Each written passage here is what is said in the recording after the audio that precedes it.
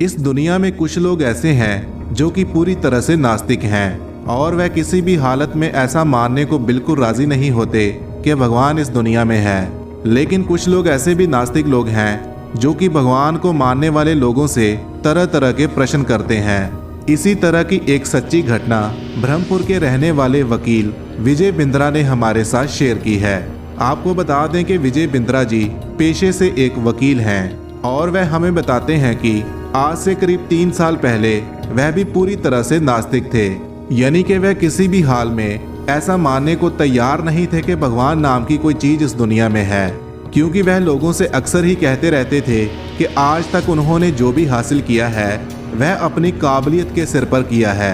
विजय जी के पड़ोस में एक परिवार रहता था और वह पूरा परिवार भोलेनाथ की पूजा करता था। यहाँ तक कि उन लोगों ने अपने घर में भोलेनाथ का एक छोटा सा मंदिर भी बनवा रखा था।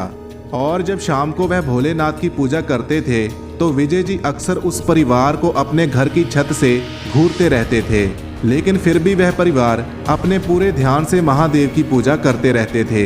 एक दिन शाम का समय था और उस घर का मुखिया भोलेनाथ की पूजा कर रहा था, तो वकील जी से रहा नहीं गया और वह उनके घर चले गए। घर जाने के बाद वकील जी ने घर के उस मुखिया को बोला कि अगर तुम्हें महादेव के ऊपर इतना ही भरोसा है तो अपने महादेव को बोलो कि कोई ऐसा चमत्कार दिखाए जिससे मैं मान सकूं कि वह इस दुनिया में है। उस वकील की बात सुनकर मुखिया जी बोले कि मैं किसी को साबित नहीं करना चाहता कि महादेव इस दुनिया में है, क्योंकि यह मेरी अपनी श्रद्धा है और मैं अपनी श्रद्धा से महादेव की पूजा करता हूँ। लेकिन वकील जी कहाँ मानने वाले थे और वह लगातार कहते रहे कि आप साबित करो कि महादेव इस दुनिया में है, और इसके अलावा उनको कई तरह के चैलेंज भी करने लगे। काफी बार मना करने के बाद जब मुखिया जी को लगा कि वकील जी अपनी मर्यादा को लांघ चुके हैं तो उन्होंने वकील जी को बोला कि ठीक है, अगर आपको यही जानना है कि महादेव इस दुनिया में है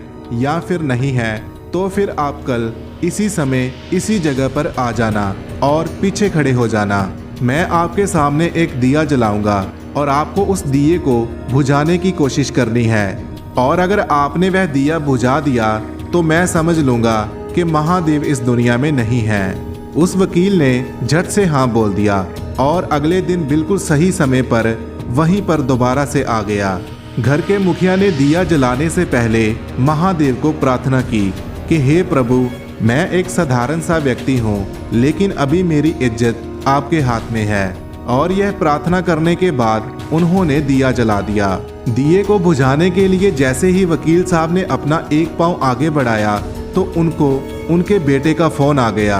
कि पापा आप जल्दी घर आ जाओ, क्योंकि मम्मी को जोर से करंट का झटका लगा है। बेटे की बात सुनने के बाद वकील ने फोन काट दिया और जैसे ही अपना दूसरा पांव आगे बढ़ाया तो उनको उनके कार्य दफ्तर से फोन आया कि आप जल्दी से दफ्तर आ जाओ, क्योंकि कुछ लोग आपके ऊपर रिश्वतखोरी का इल्जाम लगा रहे हैं। यह बात सुनने के बाद वकील ने दूसरा फोन भी कट कर दिया और जैसे ही वकील जी ने अपना तीसरा पांव आगे बढ़ाया तो वकील जी को एक और फोन आ गया, लेकिन अब की बार वकील जी की फोन उठाने की हिम्मत नहीं पड़ी और वह वहीं पर घुटने के बल नीचे बैठ गए और रो रो कर मुखिया जी और महादेव से क्षमा की भीख मांगने लगे। दोस्तों, मुझे उम्मीद है कि यह सच्ची घटना की जानकारी आपको अच्छी लगी होगी, और अगर आपको भी ऐसा लगता है कि महादेव जी इस दुनिया में हैं तो इस वीडियो को लाइक कीजिए और ज़्यादा से ज़्यादा शेयर कीजिए।